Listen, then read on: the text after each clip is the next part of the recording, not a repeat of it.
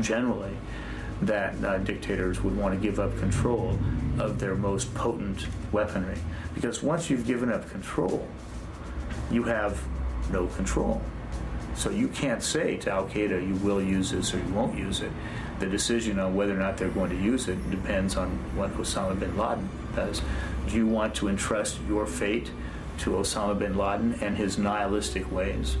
I don't think so. Saddam Hussein is a psychopath and a sociopath. He was not an irrational being in the sense that he was going to ensure his own demise by doing something like that. Al-Qaeda has had total contempt for Saddam Hussein himself. He's been a socialist. He's been very harsh. He's treated Islamic leaders, Islamist leaders, extremely harshly. Iraq, and we have very good intelligence on this, was not part of the picture of terrorism before we invaded.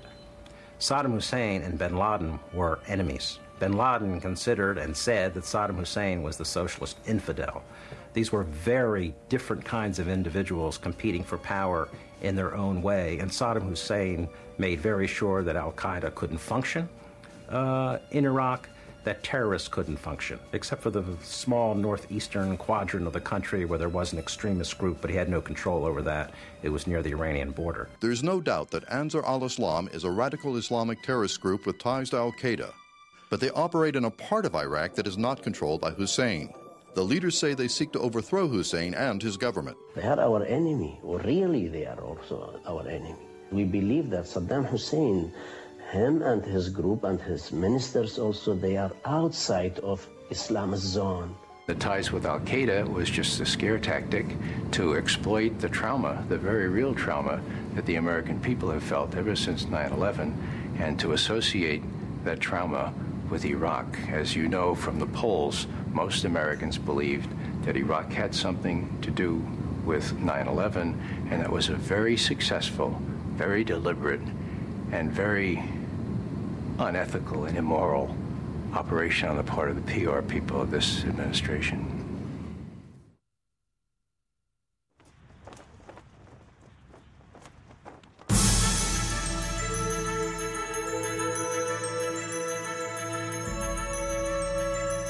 Every year, by law and by custom, we meet here to consider the state of the Union. This year we gather in this chamber deeply aware of decisive days that lie ahead. Bush presented so many distorted beliefs, estimates, and guesstimates that he appears that he was misleading the public and the Congress.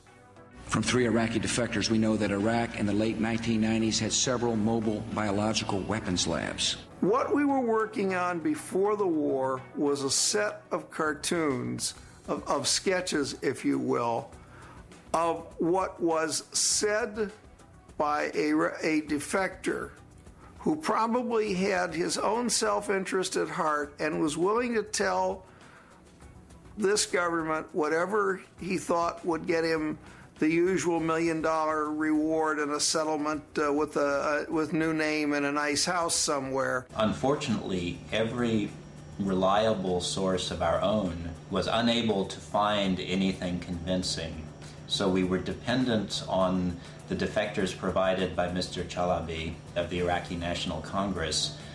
It's fascinating to see that he has been providing intelligence for many years, and every checkable piece of that intelligence that's come to public notice has proven to be false, or at least self-serving in the extreme. Saddam Hussein had the materials to produce as much as 500 tons of sarin, mustard, and VX nerve agent.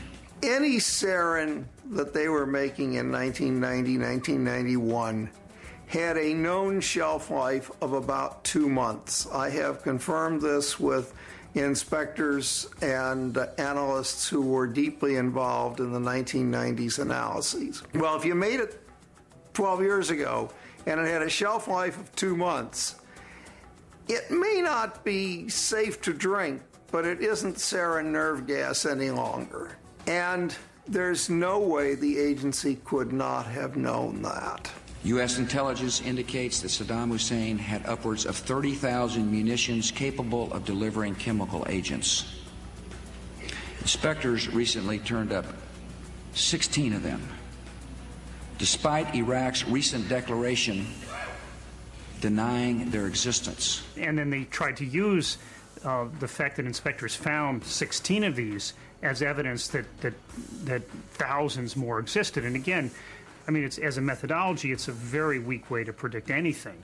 And I think it borders on propaganda to argue that the small number that have been found by inspectors implied that, in this case, over 29,000 exist. Saddam Hussein has not accounted for the remaining 29,984 of these prohibited munitions. The Bush administration officials either routinely said or tried to give the impression that if Iraq had not fully accounted for all of a certain item related to chemical or biological weapons, then it must be there. And that's not at all what the inspectors said or found. He hasn't accounted for that material. He has given no evidence that he has destroyed it. And the inspectors could go in and say, okay, we can prove, yeah, you destroyed that set in this way or that set in that way, but these others, we can't prove it. And that doesn't mean that they didn't destroy these warheads or whatever the item was. It just means Iraq hadn't been able to prove it. Saddam Hussein had material sufficient to produce more than 38,000 liters of botulinum toxin, enough to subject millions of people to death by respiratory failure. The inspectors had evidence to say that Iraq had not fully revealed its biological weapons program, particularly its ability to make botulinum toxin, and therefore it was an open issue. But again, it doesn't mean that what the inspectors found was evidence that Iraq possessed that. Our intelligence sources tell us that he has attempted to purchase high-strength aluminum tubes suitable for nuclear weapons production. I think there was very little doubt that the centrifuge tubes, so-called, were nothing but rocket motor tubes to go into M81 style artillery rockets. They certainly have all the specs for that. Nuclear experts, for instance, from Lawrence Livermore's laboratory's Z division, the experts on centrifuge enrichment, came out and said, no, you couldn't enrich uranium using these tubes. They're not compatible. I saw it as a deliberate attempt to take information and selectively take information and try to basically say Iraq poses an imminent nuclear threat and therefore action is absolutely necessary. And I felt that was absolutely wrong. The International Atomic Energy Agency confirmed in the 1990s that Saddam Hussein had an advanced nuclear weapons development program.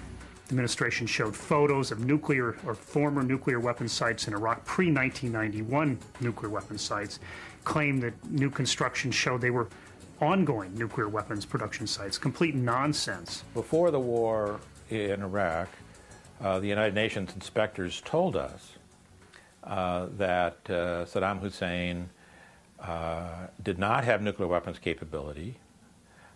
It turns out that's true. The most troubling thing about the fact of the distortions and the misleading statements that Bush gave Congress is that it is a federal felony. It's a crime to mislead and distort information and present it to the Congress. The British government has learned that Saddam Hussein recently sought significant quantities of uranium from Africa. 8 days later, when Secretary Powell addressed the UN about weapons of mass destruction, he deliberately left out any reference to attempts to buy uranium from Africa. I didn't use the uranium at that point because I didn't think that was sufficiently strong as evidence to present before the world. CIA officials warned members of the president's staff the intelligence was not good enough to make the statement Iraq tried to buy uranium from Africa. In October, for the Cincinnati speech, not for the State of the Union, but the Cincinnati speech, George Tenet asked that this be taken out of the Cincinnati speech, the reference to yellow cake. It was taken out of the Cincinnati speech because whenever the Director of Central Intelligence wants something out, it's gone. How to get back in? It's not a matter of getting back in. It's a matter, Tim, that 3+ months later, people didn't remember that George Tenet had asked that it be taken out of the Cincinnati speech, and then it was cleared by the agency.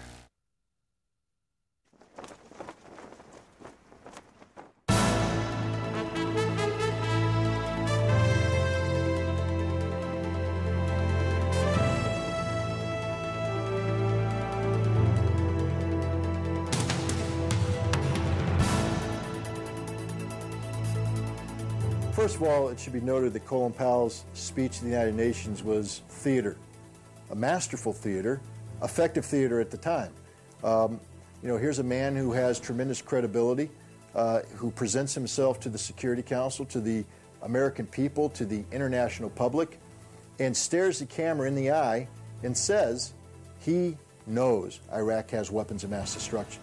Leaving Saddam Hussein in possession of weapons of mass destruction for a few more months or years is not an option. My first visual impression here, watching George Tenet, the head of the Central Intelligence Agency, back there as a prop, almost like a potted plant, as if to say that the Central Intelligence Agency stands behind, or in this case sits behind, everything that Colin Powell says. That was a terrific blow to the morale of the Central Intelligence Agency analysts. Saddam Hussein has chemical weapons. Chemical weapons, although they can be very deadly in a subway station or something like this, are not really strategic weapons. They are weapons that can kill 50, 100, 200 people, but in fact they won't devastate you the way a nuclear weapon in New York City or Chicago or someplace would be a deadly blow. Saddam Hussein has used these horrific weapons on another country and on his own people.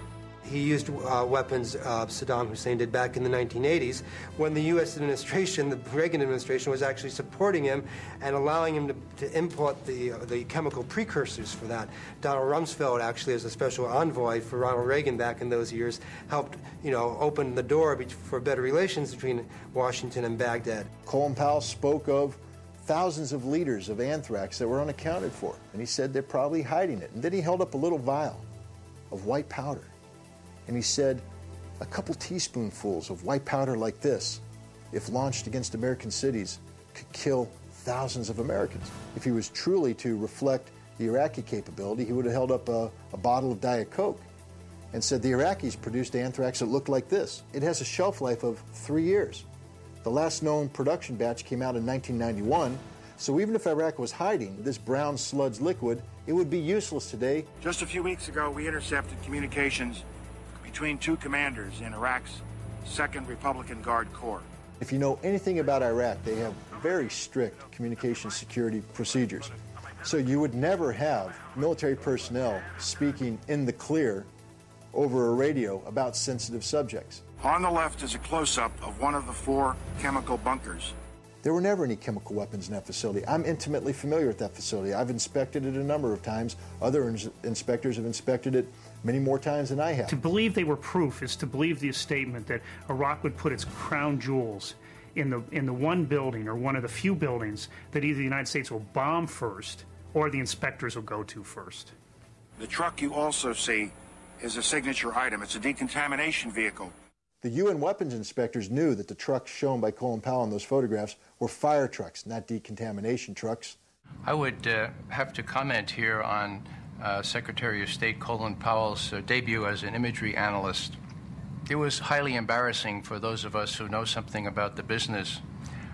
We couldn't tell whether this was an honest mistake by those who now do the imagery analysis, who now report to the Secretary of Defense, unlike our day when they reported to the Central Intelligence Agency, whether that was the case or whether perhaps Colin Powell was being set up. From our point of view, I mean, we do all kinds of analysis of satellite imagery. You can't form any conclusions on what's going on inside the building. They could have been building tractors. They could have been doing nothing inside that facility. Now look at the picture on the right. You are now looking at 2 of those sanitized bunkers. The signature vehicles are gone. It's been cleaned up, and it was done on the 22nd of December as the UN inspection team is arriving. Vehicles, they rotate from site to site. And so the absence of the vehicle on the second photo, which we know is the 22nd of December, could just as easily be explained by the normal rotation, because you didn't tell us the date of the first, and it was several weeks before. We have noted that the 2 satellite images of the site were taken several weeks apart. The reported movement of munitions at the site could just as easily have been a routine activity as a movement of prescribed munitions in anticipation of imminent inspection. We have first-hand descriptions of biological weapons factories on wheels and on rails. These mobile labs have now been shown to be nothing more than hydrogen generation facilities. Here you see both truck and rail car mounted mobile factories. When you take a look at the mobile labs that Colin Powell discussed, he didn't put up photographs of these facilities. He put up artist renditions of these facilities.